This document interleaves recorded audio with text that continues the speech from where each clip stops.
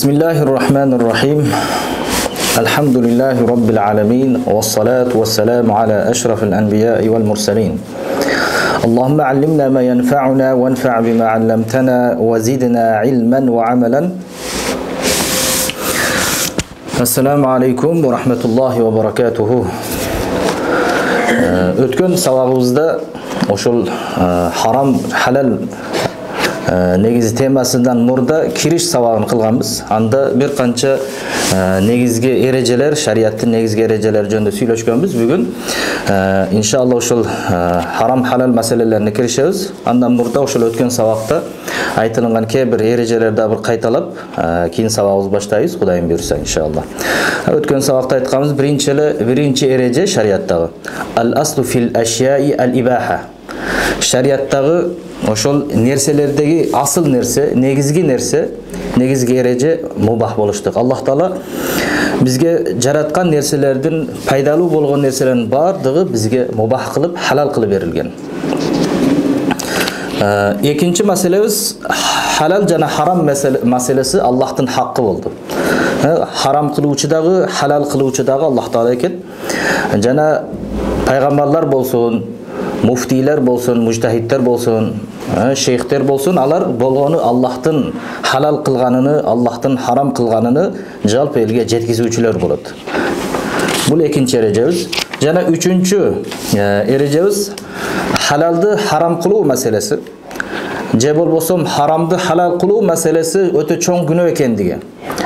Bul çoң günөө bolup, eğer bunu ataylap kıla turgan bolsa, eğer ataylasa bunu bilip turup Kur'an'da kelgendigini bilse, jana sünnötte kelgendigini bilip haram ekendigini, ana halal dey turgan bolsa, al aga küfür korkunçdagı boluştuğu mümkün degenmiz. Şirke jakın günөө boluştuğunu aytkanбыз. Jana dördüncü erejemiz haram bolgon nerselerde ziyandуу nerseler var. Jirkençtүү nerseler, bu haram bolgon nerselerde oşol adamdın den soluğuna ziyandуу bolgon nerseler var. Oşonduktan Allah Taala oşol sebepten haram kılgandygyny ayttık. Jana beşinci bu halal nerselerde haramga muhtaç bolbogon nerseler var. Allah Taala halal nerselerde bizge koygon, oşol el uçurda kээ-бир nerselerde Allah Taala haram kılgan bir kança sebepler menen. Anda oşol halal bolgon nerselerde biz atkara turgan bolsok, biz haramga muhtaç bolboyбуз. Jana altıncısı ma adda ilal harami fahva haram. Haramga alıp bara turgan nerseler da haram degenmiz. Eğer kayсы nerse haram nersege alıp barsa, arak kuyu bere turgan bolsa, arak içpese dagı arak içken menen teң günөө bolot. Prosentke akça bere turgan bolsa, eğer oşoga bir şerik bola turgan bolsa, al da oşoga günөөdө şerik bolot. Hatta uşunday bir alımlar aytkan, bul jakta okup жүргөнүбүздө biz ustazlar Misirde muftiyat Darliftada eğer uşul bir sigaret işlep çıkan yer bolsun, je bolbosum arak zootуда bir kompüterler buzulup kalsa, oşul kompüterdi kelip oңдосо dagы oşol günökör bolup kalat degen. Oşonun tapkan akçası jaiz emes degen. Uşunçalık dengelde bolot, oşoga şerik bolup kalat. Oşonduktan azırkı erejemiz haramga alıp bargan nerse de haram degenmiz. Jana жетинчisi haramga aylamal kılıp hiyla işletip haramga жетүү. Haram bolgon nerselerde atın özgörtürüp, anı koldonso, je bolbosum başka attарды koyup alıp al haramdı koldona turgan bolsa, anda da şariatta kaytarılgan. Anı atın özgörtürgen menen, anı özü negizgisi özü özgörбөйт. Allah Taala haram kılgan, oşonduktan al da jaiz emes. Jana 8-ci erejemiz jakşı niyet haramdı bizge halal kılıp berбейт. Eğer jakşı niyet kıla turgan bolsa, je bolosum haram nerselerdi günösүн жууп салбайт экен. Bирөө misal prosentke akça berip işteyt. Prosentke akça berip işteyt dagı akırında uşundan tapkan paydadan mecit kurup berip jatat. Je bolbosum bir jakşı kayrımdуулuk fondtoruna jardam berip jatat. Bul haramdan taba turgan bolsa, al dagı jakşı emes. Sebebi Allah Taala Peygamberimiz sallallahu aleyhi ve sellem aytat innallaha tayyib la yaqbalu illa tayyiba deyt. Allah Taala tayyib zat. Jakşı nerselerdi gana kabul kılat degen. Yani halal bolgon nerselerden sadaka kılış gerek, halal bolgon nerselerden zeketini beriş gerek. Jana 9-ncысы şektүү, şubhalуу болгон нерселерден сактаныш керек.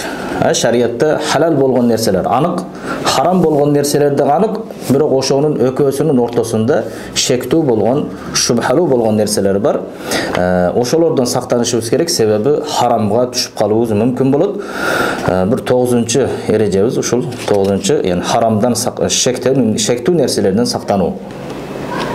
10-чу al-haram haramun alal jami'i. Haram жалпы элге харам болот. Харам болгон нерселер Аллах Таала харам кылса бирдекени, ал мусулман болсун, же мусулман болбосун, ахли китеп болсун, ал яхуди, еврей болсун, же христиан болсун, кандай динде болбосун, кандай мансапта иштесин, ал бардыгына бирдей харам болот. Харам болгон нерсе.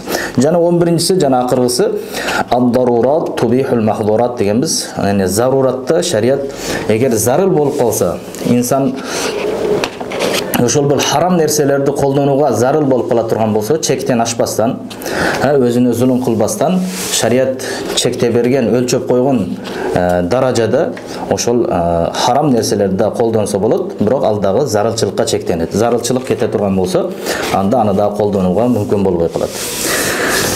Негизги бүгүнкү сабагыбыз ошол тамак жана ичимдиктер жөнүндө болот.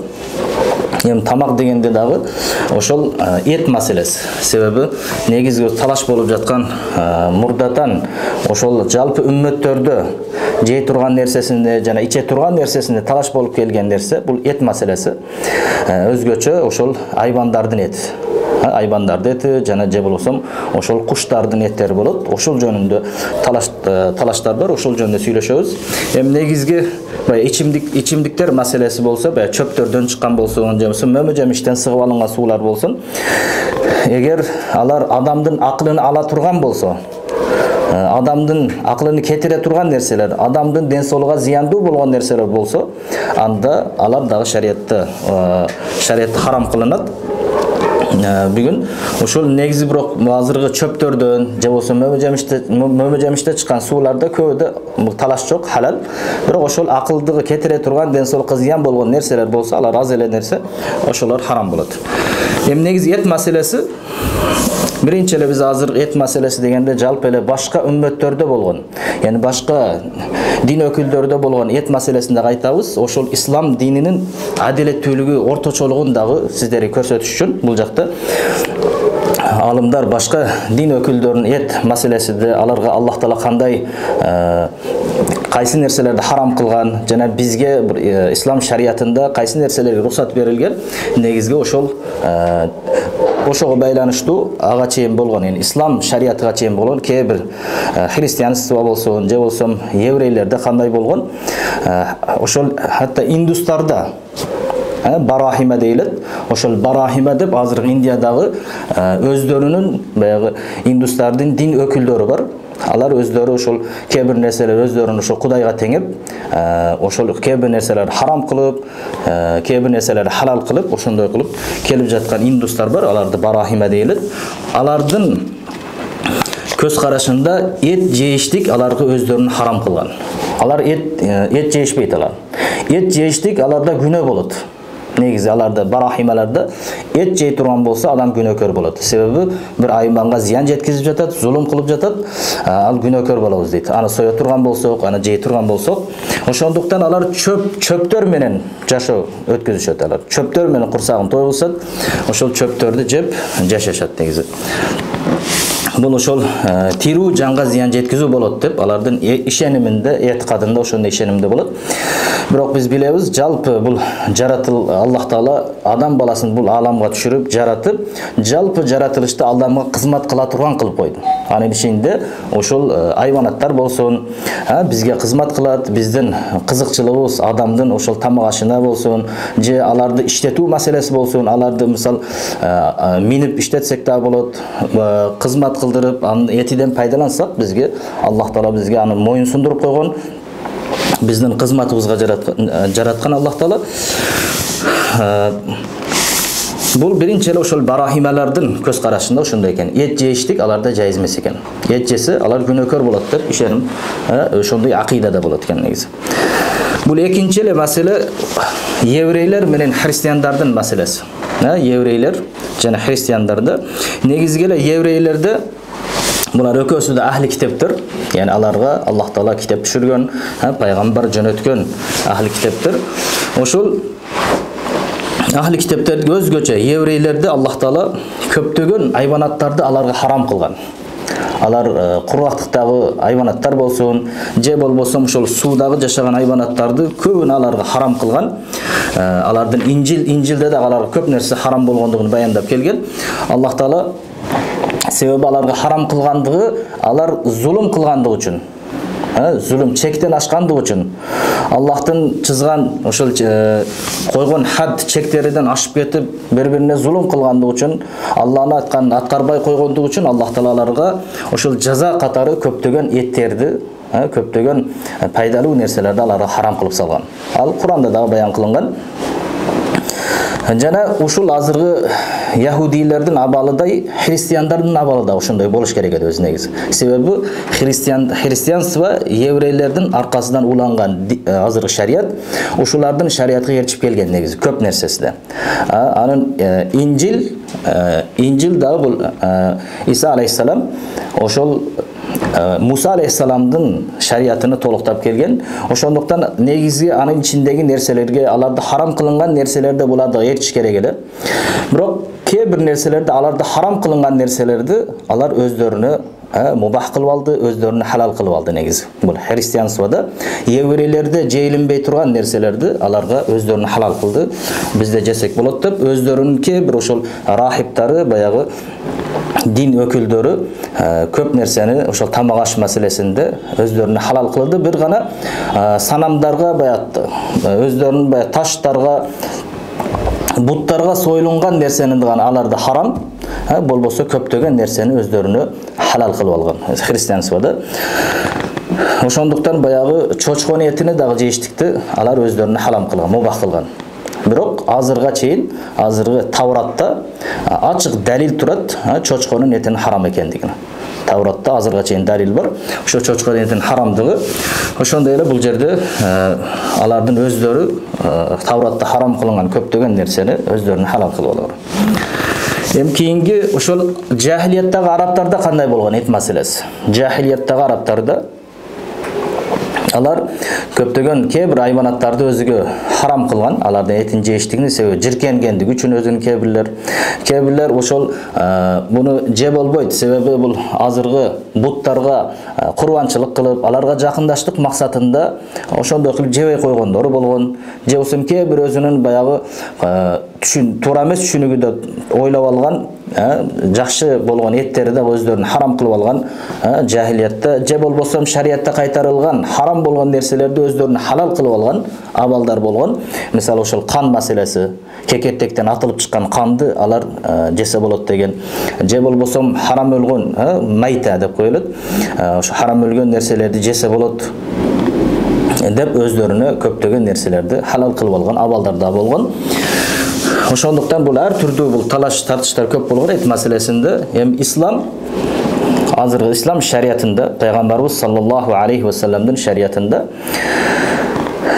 Аллах Таала тайибаттарды халал кылган, адамдарга пайдалуу болгон, жиркеништүү болбогон жакшы эт боло турган болсо, ошоларга уруксат берген. Себеби Аллах Таала Кур'ан-ы Керимде жалпы эле адамзатка кайрылып أعوذ بالله من الشيطان الرجيم يا أيها الناس كلوا مما في الأرض حلالا طيبا ولا تتبعوا خطوات الشيطان إنه لكم عدو مبين deydi Allah Taala. Ey adamlar deydi. Kulu mimma fil ardi halalan. Jerdegi halal bolgon nerselerden jegile deydi. Жақшы болған, халал, таза болған нерселерди жегиле, жана шайтандын жолуна ээрчибегиле дейт. Албетте шайтан силерге ачыктан ачык душман дейт. Бул жерде жалпы эле адам баласы, бул жер жалпы адам баласына кайрылып жатат бул аятта. Ошол жердеги халал болгон, таза болгон нерседен жештикке Аллах Таала буйруп жатат. Алардын халал экендиги, бизге жайыз экендиги келип чыгат. Жана ошондой эле өзгөчө момундарга, ошолордун ичинден дагы момундарга да Аллах Таала кайрылуу жасап. أعوذ بالله من الشيطان الرجيم يا أيها الذين آمنوا كلوا من طيبات ما رزقناكم واشكروا لله إن كنتم إياه تعبدون deydi. Ya eyyuhellezine amenu deb qayırdı keyingi ayatda. Бұл Бақара сүресінде иман келтірген адамдар, мұсылмандар, кулу мин тайибати ма разақнакум. Аллах Таала сіздерге рызық қылып берген жақсы нәрселерден жегіле, вашкуру лиллах. Аллах Таалаға шүгір қылғыла дейді. Ин кунтум ияху та'будун, егер Аллах Таалаға ибадат қыла тұрған болсаңдар, шүгір қылып, ошол Аллах Таала рызық қылып берген нәрседен, таза нәрселерден жегіле дейді. إنما حرم عليكم الميتة والدم ولحم الخنزير وما أهل به لغير الله فمن اضطر غير باغ ولا عاد فلا إثم عليه إن الله غفور رحيم дейді. Жана албетте Аллах Таала силерге өлімтікті харам қылды. Харам өліп қалған нәрсені силерге харам, өлімтікті жана қанды кекіртектен муыздағанда атылып шыққан қанды сілерге харам қылды. Уалахмал хинзир, жана чочқонун етini сілерге харам қылды дейді Аллах Таала. Уама ухилля бихи ли гайриллах. Алладан башқасыға муыздалған, құрбаншылық қылынған, Алладан башқасыға жақындаштық мақсатында сойылған нәрселерді Аллах Таала харам қылды. Фаман иттурра гайра багин вала адин. Ушул жерде азыр 4 нәрсе харам кылынган санап өтүлүндү ушул аятта. Эми кимде ким фамани турра гайра багин зарыл болуп калса, азыркы Аллах шариятта харам кылынган нерселерди жеиштикке зарыл болуп калса, жеген иштекеси жок, бир чөлдө калып кетип, азыркыдай мейте харам өлүп калган нерсени жеиштикке зарыл болуп калса, өлүп калбастык үчүн шариятта аларга да уруксат берилет. Чектен ашпастан ал жерде азмаз жеп, ошол өзүнүн халал болгон нерсенин тапканга чейин жетип ала турган деңгээлде ошол жесе шарият уруксат берет. Фала исма алейхи, андайда күнөө болбойт дейт. Албетте Аллах Таала кечиримдүү жана райымдуу зат дейт. Бул азыркы аятта жалпы момундарга Аллах Таала вахий кылып, ошол аларга рызык кылып берген жакшы нерселерден жештикке буйруп жатат. Жана Аллахка бизге ошондой нерселерди жаратып, халал нерселерди берген Аллах Таала шүгүр кылууга буйруп жатат Аллах Таала. Кийин жана башка бир аятта андан дагы көбүрөөк болгон. Азыркы 4 нерсе харам кылынган болсо, ошол 4 нерсенин ичинден дагы чечмелеп 10 нерсени Аллах Таала харам кылган. Al-Maida сүресінде ушундай дейт Аллах Таала. Хурримат алейкумул майтату. Хурримат алейкумул майта. Силерге майта өлүмтүк харам кылынды. Ваддаму, жана кан, азыркыдай мууздалганда атылып чыккан кан силерге харам кылынды. Валахмул хинзир, жана чочконун эти силерге харам кылынды. Вама ухилля ли гайриллахи бих, жана Алладан башкага сойлунган эттер силерге харам кылынды. Вал мунханиқату, мунханика муунтуп өлтүрүлгөн. Же болбосо азыркы учурда ток менен уруп өлтүрүлгөн мисалы. Муунтуп өлтүрүлгөндөр. Же болсо башка бир жерге башы барып, сайылып калып ушул жерде мисалы ошондой харам өлгөн нерселер болсун, айбанаттар болсун. Вал мавқузату бул ошол бирдеке менен уруп өлтүрүлгөн. Чоң таяк менен улуу өлтүрүлдү, мисал сойлунбады, муздалынбады. Вал мутараддия, бир жерден учуп, түшүп жыгылып, ташка тийип, ошол жерде өлгөн айбанаттар болсун. Вал натиха, же болсо бири-бирини сүсүп өлтүрүлгөн. Сүсүп өлтүргөн. Бир кочкорду мисал, же болсо бир ошондой сүсүп өлтүрүп кое турган болсо, ал дагы харамдыгы. Вал натиха ва ма акала саб'у, жана жырткыч айбанаттар жеп калтырган нерсеси дагы бизге харам кылынды. Илля ма заккайтум дейт. Бир гана силер ошолорго жетишип өлбөстөн туруп, жетишип бисмилла Аллаху акбар деп союштукка жетишип калсаңар гана халал болот дейт. Азыркыдай муунуп калган болсо, ал жерден чыгарып өлөйүн дегенде сиз жетишип калсаңыз бисмилла Аллаху акбар деп, анда сизге халал болот. Ва ма зубиха ала нусуб дейт. Жана акыркы бизге харам кылынган нерсе, яни ошол санамдарга, буттарга сойлунган, аларга курбанчылык кылынган айбанаттар силерге харам кылынды. Же болбосо азыркы учурда ошо жиндерге сойлунган көз ачыктар болот, курбандык кылың дейт. Ошо курбандыкка буйрат, же болсо бир тоокты союп келип анан жерге барып көмүң дейт, же болсо кан чыгарыш керек экен дейт, ошондо жакшы болуп кетесиз дейт. Ошондой маселелер болот. Булардын бардыгы ошол табутка, же болсо азыр шайтанга, жиндерге, же болсо дагы башка бир Алладан башкага союлгандардын бардыгы ушунун ичине кирип кетет. Негизи ал бардыгы харам кылынган андай эттер. Негизги азыр Бакарада 4 нерсе харам кылынды жалпы мусулмандарга. азыргы өрүмтүк, кан, чочконун эти Алладан башка нерсеге союлган нерселер. Бул жакта 10 нерсе да баян кылынды, харам кылынды.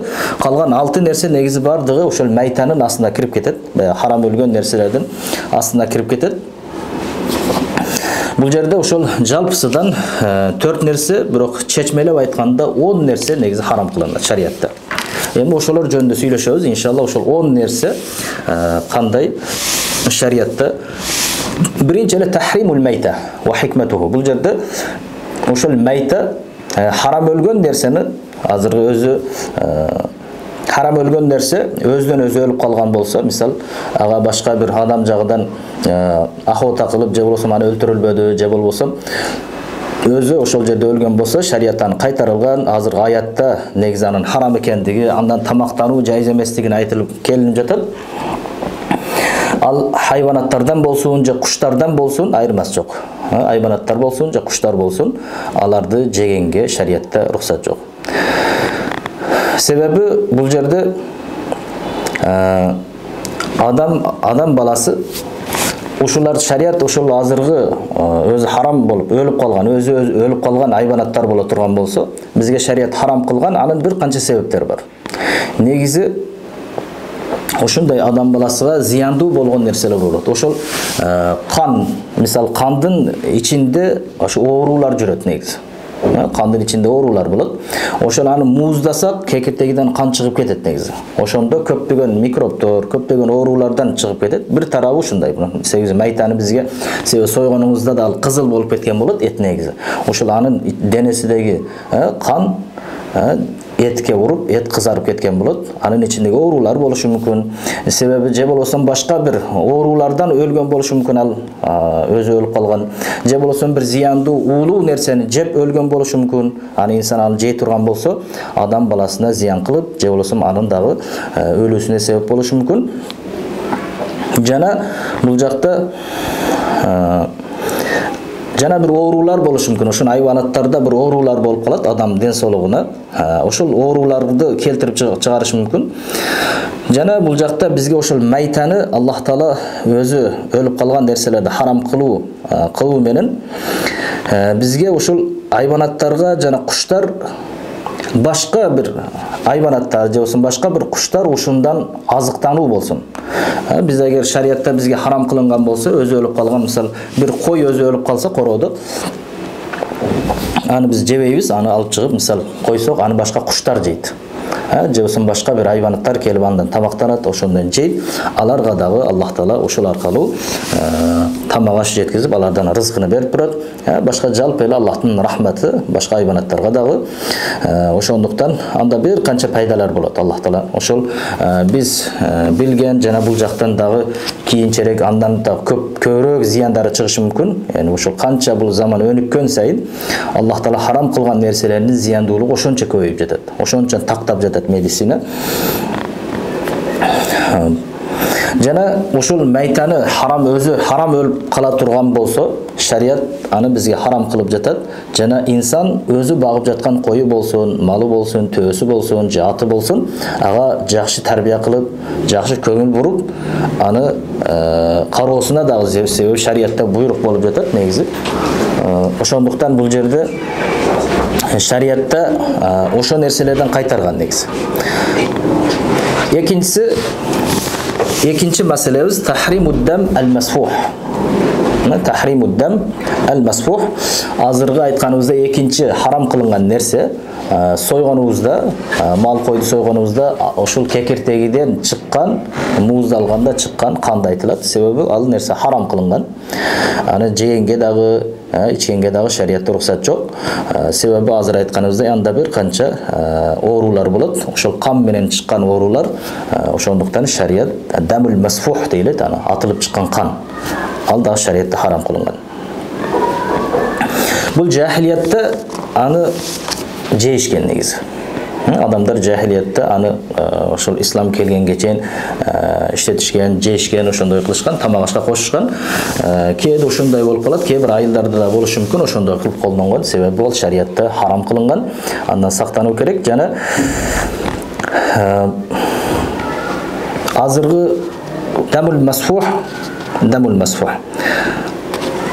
Анын ичинде көптөгөн оорулуу заттар болушу мүмкүн. Ошол дамул масух менен ал ошол азыркы зыяндуу нерселер чыгып, эт бизге таза абалда болгондугу үчүн кийин шарият ошол таза этти жешке буйруган. Эми үчүнчү маселебиз ошол лахмул хинзир, чочконун эти болуп жатат. Ошол чочконун эти бул дагы бизге харам кылынган. Ошол аяттын насы менен келген. Аятта Куранда Аллах Таала анын харам экендиги бир канча аяттарда далилделген. Себеби ошол чочконун табияты өтө жаман болгондугу үчүн көбүнчө нажасат нерселерди, шариятта харам кылынган нерселерди, тезектер, нажасат нерселер менен азыктангандыгы үчүн, тамактангандыгы үчүн шарият андан жиркенүүдү, яны ошол табияты жакшы таза болгон инсандар аны тамактануудан өзү жиркенет чочконун этинен.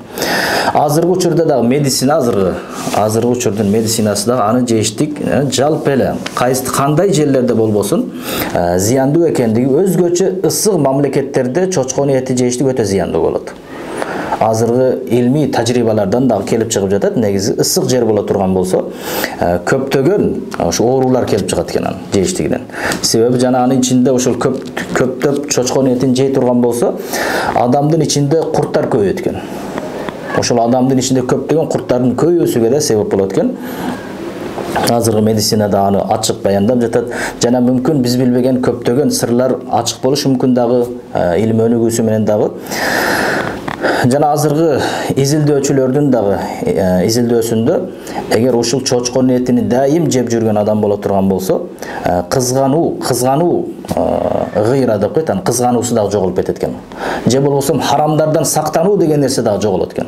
Харамды коркпостон жеп, же болбосо ошол харамды иштетүү деген нерселерден кайтпай калат экен. Ошондуктан бул чочкодо ошондой сыпат бар. Негизги нерсе бул тавхидти сактоо. Аллахтын жалгыздыгы, Аллага ыйман келтирген адамдар өзүнүн чыныгы Кудайдын кулу экендигини билдириш максатында союлуп жатканда бисмикаллахумма деп, яны Аллахтын аты менен деп союлат. Бул ошол акыйданы да тазалоо максатында. Азыркы буттарга же болбосо азыркы жин шайтандарга союп жаткандарга каршы туруштук максатындагы негизи шарият ошол Алланын атын атап союштукка буйруган.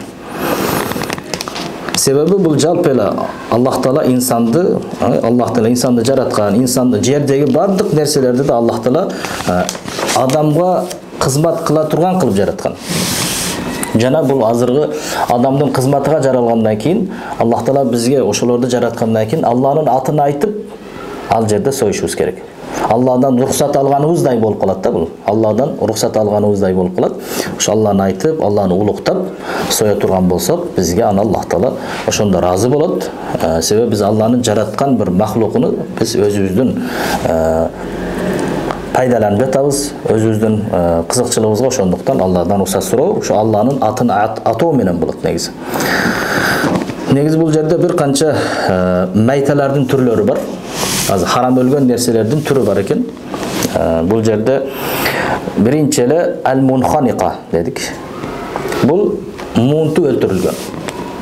Муунтуп өлтүрүлгөн боло турган болсо, ал жип менен муунтуп өлтүрүлгөн болсун, же болбосо башыны бир тар жерге ошол киргизип ошол жерден чыгара албай, мисалы өлүп калган болсун, же болбосо кандай болбосун ушундай бир абалдар болуп калса, ал кой болсун, уй болсун, же болбосо төбө болсун, ушундай бир абалдарда муунтуп өлүп кала турган болсо, аны жештик харам болот негизи шариятта. Бул азыр Куранда дагы келди. Кийинкиси ал-мавқуза. Мавқуза деп бул ушул чоң таяктар менен, чоң темирлер менен уруп өлтүрүлгөн айбан болот. Аны жештик дагы негизи шариятта харам болуп эсептелет. Ал-мутараддия кийинкиси. Бул чоң бийик жерден түшүп кеткен. Бир бийик жерден ылдыйга карап түшүп, ал жерде ошол себептен же болбосо бир кудукка түшүп кеткен, же бир колодузга түшүп кетип, ошол жерде өлө турган болсо, аны алып жештик дагы шариятта харам болот.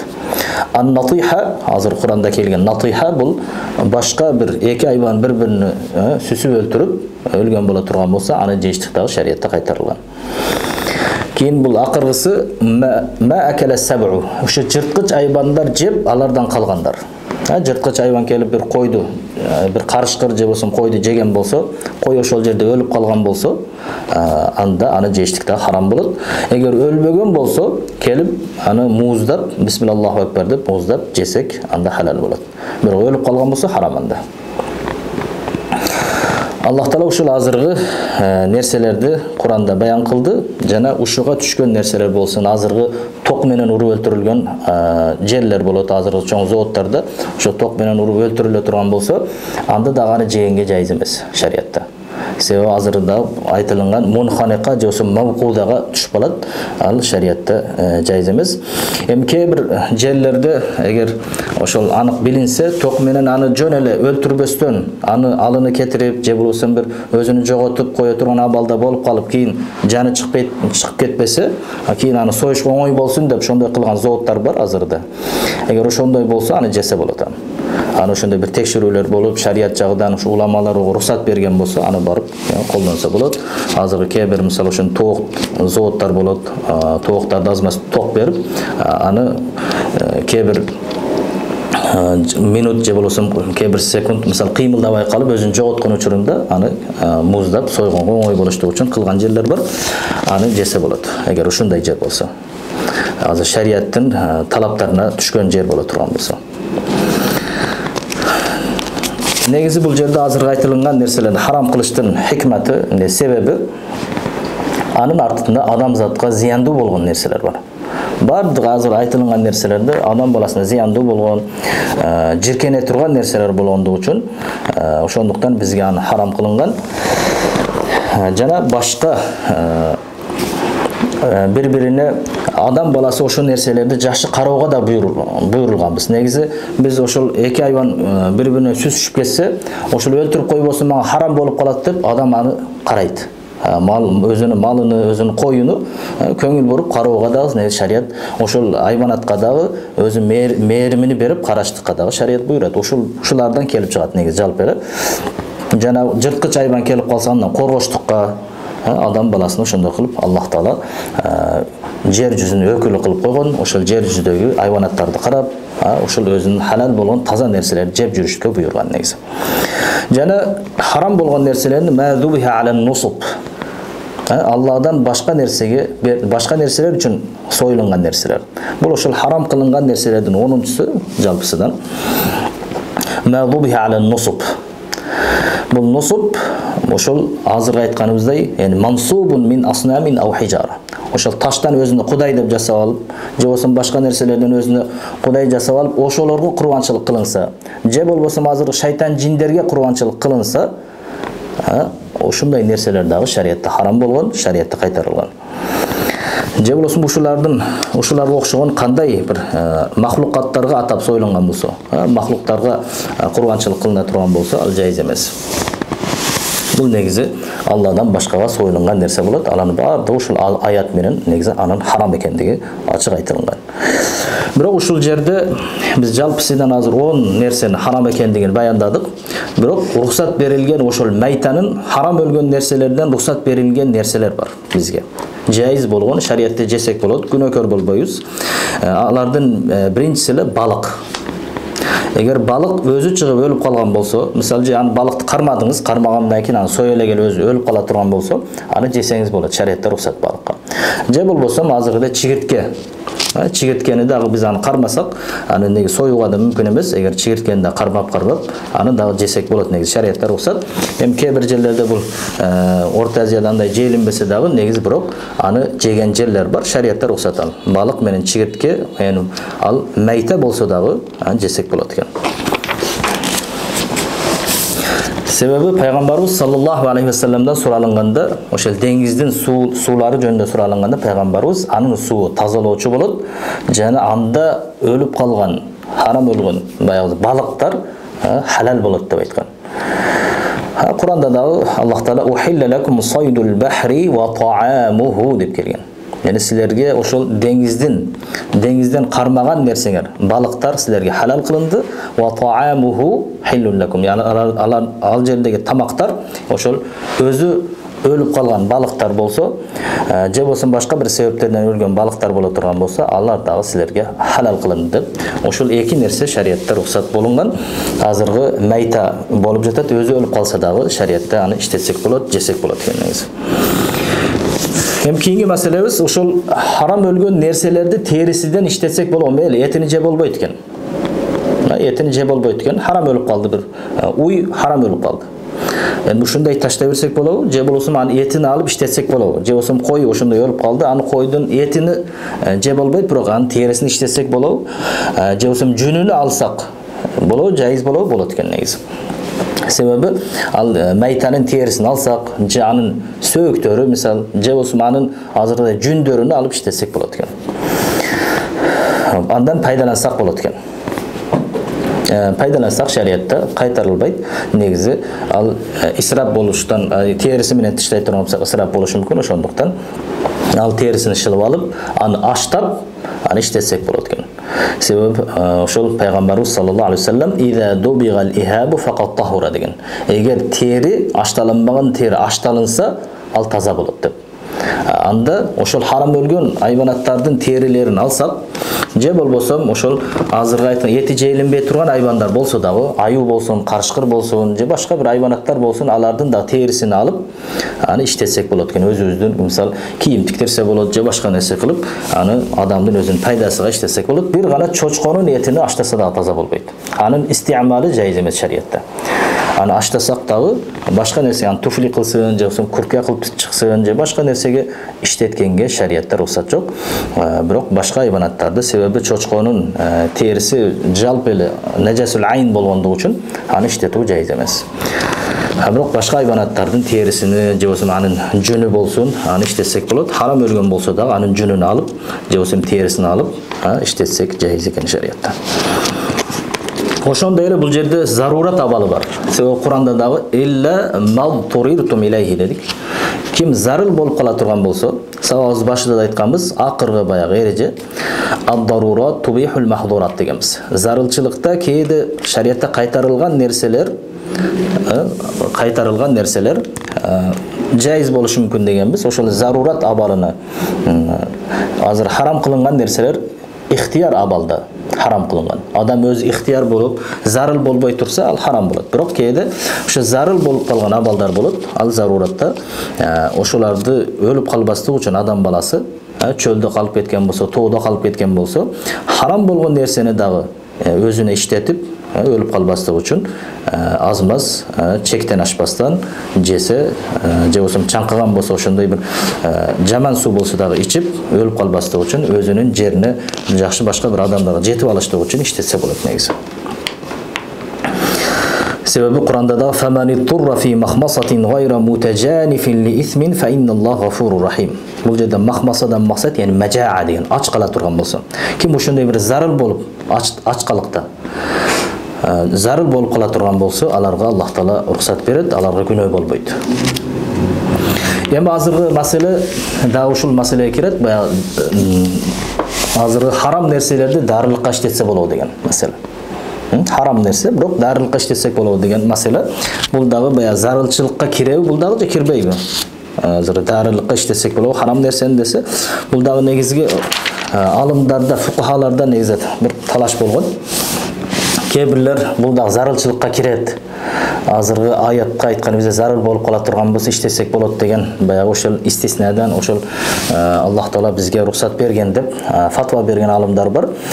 Бирок кебирлер жок, бул харам нерседе бизге шифа койбогон деген пайгамбарыбыз саллаллаху алейхи ва саллям хадиси бар. Ошол хадисти карманып "Инналлаха лам яж'ал шифаакум фима хуррима алейкум" деген. Силерге харам кылынган нерседе силерге шифа кылбады Аллах Таала деп пайгамбарыбыз хадисин таянып, жок, бизге ал харам нерседе кылбаган, бизге харам нерседе шифа кылбаган деп көпчүлүк алымдар ошол жагын карманат.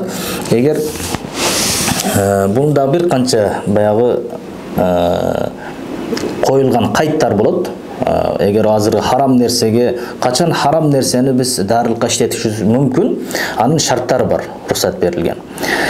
Эгер чындап эле адамдын ден соолугуна bir korkunç bola turgan bolsa, korkunç bolup adam balası bir ölümge kelip kala turgan bolsa, oşol azırgı darini işletpese, je bolsam darini içpese negizi, je bolsam oşolunda andan başka bir halal bolgon dari jok bolup kalsa, anın ordunu basa turgan, je anın orduga andan da bir жақшырақ болған bir halal болған дәрі жоқ болып қалса, же болбосам bir işençtүү tabib hadik deyilет, баягы musulman болған врач, Кудайдан корккон bir врач, тажрыйбалуу болгон, диниге ишенимдүү болгон bir врач сизге айта турган болсо, ошону ичсең кийин түзөлөсүң. Болбосо башка дары сага пайдасы жок деп ошондой bir уруксат бере турган болсо, ошондой bir азыркы шарттарда гана ага рухсат берилет.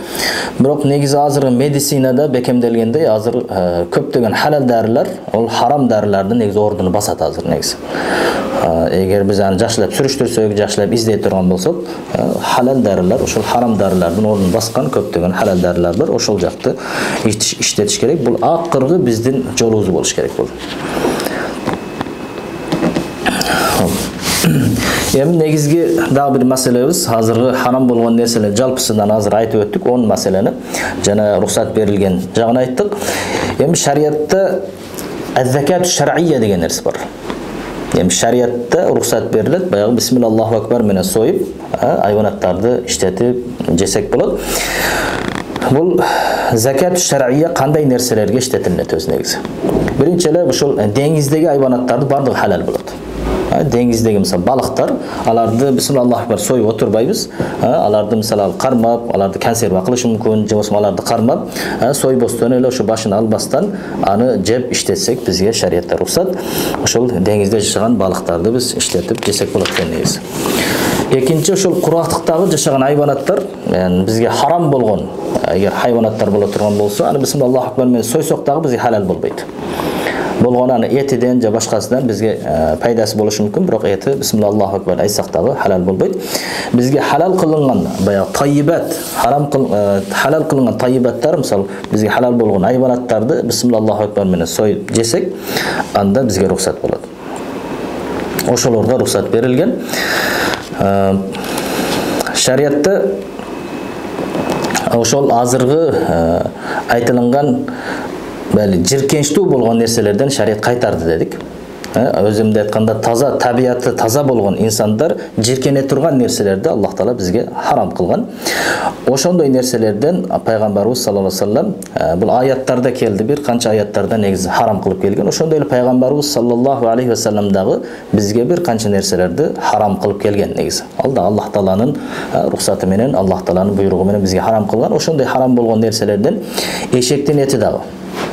Eşektin etini jeçtik dagı Peygamberimiz sallallahu aleyhi ve sellem naha aleyhisselam an aklil humurul ahli yevme Haybar dedi. Haybar gününde oşol eşektin etini jeçtikten Peygamberimiz kaytardı dedi. Zakat şer'iyye degende uy hayvanlarını azır koylarga, uylarga oşoğun, töylörge oşoğun nerselerde soyup jeçtikke buyurgan, biroq anın dagı şartları var. Bismillahu akbar menen soyup jeçtikte negizi al dagı ihtiyari abal bolot. Yani adam özü zarılçılık bolboğan abal bolot. Anda oşol şeriat özü çektep koygon, oşol anı kol putunu baylap, bıçağımızı kuruştap, oşondoy kılıp anın dayardık menen soyulat negizi. Jana ekinci abal bolup kalat, iltorari abal deyilet, baya zarıl bolup kalgan. Misal oşondoy bir koy je uy, oşondoy bir batkakka batıp kaldı, je bolbosan bir abal bolup kaldı, anı soyuştukka majbur bolup kaldık. Anı kalagan jerinden barıp bismillahu akbar menen kan çıkarsak bizge halal bolat negizi. Azırgı ihtiyari abal bola turgan bolsa, oşol jönököy abal bola turgan bolsa, anda oşol aybandı jatkızılat, anın kanının ağızılat, jana oşol soyulup jatkanda anın kekirtegi, oşol azır kekirtegide eki kan tamırı bolsun, kızıl öngöçü bolsun, oşolordun bardığını kesip, yani jakşılap şariatta aytılınganday ötkür, bıçakta ötkürlüp, oşona kıp soyulat. Birinci ele şartı, ötkür, jakşı, kurç bolgon, bıçak beren soyuştukka buyurulat, sevanı kıynabastığı üçün hayvanlardı. Jana soyulup jatkanda oşol azırgı kekirtegiden bolot eken, anı kekirtegiden soygondo sebebi oşol jerde soyulatan, kesile turgan nerseleriň bardygy kesilet. Kızıl öngöç bolsun, eki çoň kan tamır bolsun, oşolar da soyulat. Жана Алладан башкасынын атын айтпастык калжаты. Союлуп жатканда, союшту баштаганда Алланын атын айтып гана союлат, андан башкасынын аты айтылбайт ал жерде. Жана 4-нчү шарты Алланын атын айтып жаткан ошол забихага союлуп жаткан нерсеге Алланын атын айтат. Себеби Аллах Таала Кур'ан-ы Керимде "Факулу мимма зукира исмуллахи алейхи ин кунтум би аятихи муъминин" дейт. Силер ошол жегиле Алланын атын атап союлунган нерседен жегиле дейт. Эгер Аллахтын аяттарына ыйман келтирүүчү болсоңор дейт. Енді Аллахның атынан башка нерсе айтылган болсо, андан шарият кайтарылган, харам болот анда. Негизи бул жерде азыркы бисмиллаху акбарды айтып, ошол закат шар'ия, шар'ий жол менен союлунгандын негизи анын хикмати, анын себептери биз азыркы айтканыбыздай бардык нерсе инсан баласына жаратылган. Инсан баласына жаратылып, пайгамбарыбыз ошол бизге буйруганда, пайгамбарыбыз хадистери дагы бар. Аллах Таала аларга зулум кылбастан союшка да буйрган. Аллах Таала пайгамбарыбыз саллаллаху алейхи ва саллям "Инналлаха катабал ихсана ала кулли шайин" дейт. Аллах Таала ар бир нерседе ихсан, жакшылык кылууга буйрган. "Фа иза каталтум фа ахсинул китлата" дейт. Эгер өлтүрсөңөр, жакшылап өлтүргүлө. Эгер сое турган болсоңор, аны жакшылап сойгула дейт. "Фалияхудда ахадукум шафратаху" дейт. Ар силердин бирөөңөр сое турган болсо, аны бычагыны курштап, аны жакшылап сое турган, кыйналбай турган кылып, "Вал юриха забихатаху" дейт. Анын союп жатканын жакшылап союп, аны зулум кылбай, жакшылап сойсун дейт. Негизи жана бир маселе, бул жахилиятта ушундай болгон, жахилият доорунда адамдар эгер ач кала турган болсо, мисалы төөнүн өркөчүнү кесип келип жей берген. Yani tөө тирүү эле болгон, бирок төөнүн өркөчүнөн алып, ошол жерден кан чыгарып, ошол канды ичип, же болбосо өркөчүнү кесип, же болбосо койлор боло турган болсо, анын куйругун кесип алып, ошондой аларга зулум кылган, куйругун кесип алар жеп, ошондой бир абалдар болгон. Ошондуктан шариятта биздин пайгамбарыбыз саллаллаху алейхи ва саллям аларды бизге баардыгын харам кылган. Эгер ошол куйрукту кесип ала турган болсо, кой тирүү боло турган болсо, бул калган кесип алган нерсеңиз ал харам болот. Же болбосо өркөчүнү кесип ала турган болсун, же башка бир тирүү айбандын бир буту же болбосо бир жери үзүлүп түшө турган болсо, калганы тирүү турган болсо, ал негиз бахим, майтага кирет ал. Харам өлгөн нерсеге кирет, аны жештик шариятта кайтарылган. Негиз